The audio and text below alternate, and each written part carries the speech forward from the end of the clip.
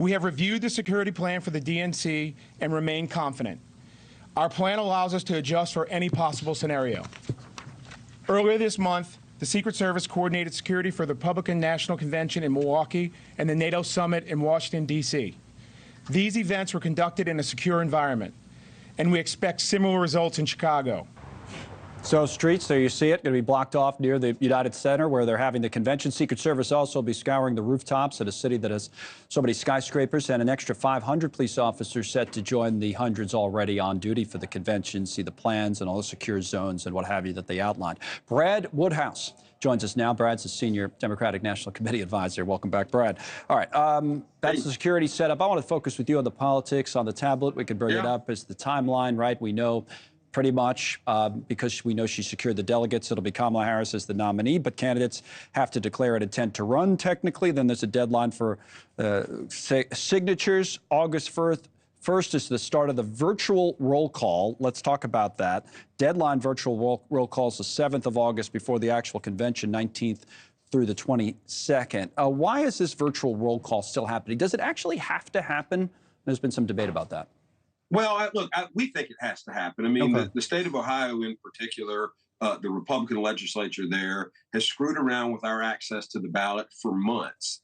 And they say that they've made a fix, but their fix doesn't go into effect until after our convention. That law doesn't go into effect after our convention. So we think there's possibility for mischief. They could reverse their decision. There's also the possibility for lawsuits. So we want to meet their original deadline. We also have tight deadlines in other states that we could potentially meet, but because of the Ohio situation, we just want to go ahead, get our nominee in place, and make sure that we have access to the ballot in every state and jurisdiction in the country. All right, from a practical standpoint, what does that mean? Well, we know Harris is going to be the nominee because she has the delegates. She's going to need a running mate before then, it looks like. Then we'll have what sounds, from your point of view, like kind of like a traditional convention.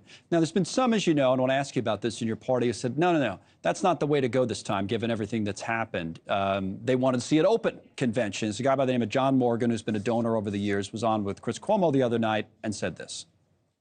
I have a problem with a coronation instead of a convention. We had a clean slate to pick out the best candidate to win. And guess what? It might have been her. We'll never know. We'll never know, he says. What do you say to that, Brad? Well, he's flat wrong. He doesn't know what he's talking about. The truth of the matter is that the minute that Joe Biden said he was stepping back, Vice President Harris got on the phone. She spent 10 hours on Sunday and called 100 leaders in this country and party activists and state party chairs, and she lined up support. Any other person that wanted the nomination could have done the same thing. And by the way, fix. The fix wasn't in, you're saying, with the party. Nothing was going on behind the scenes.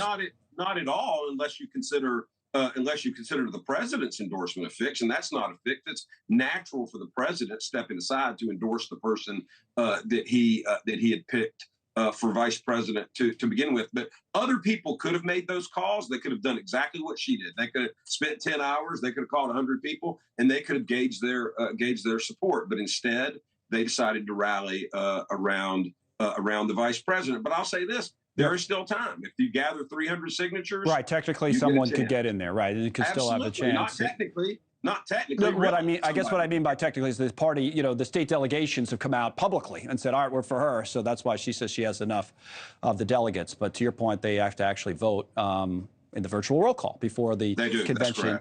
Last point on all of this, at the party level, what kind of a change have you seen this week?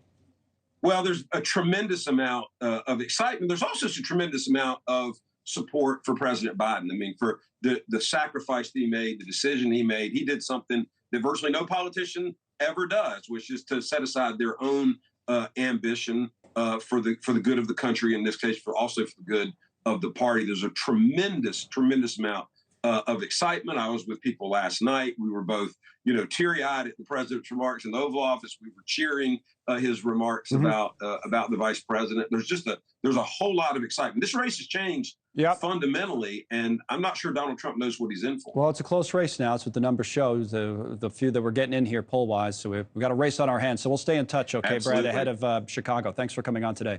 Thanks so much for watching. Just go to joinnn.com to find News Nation on your television provider. And don't forget to click the red subscribe button below to get more of News Nation's fact-driven, unbiased coverage.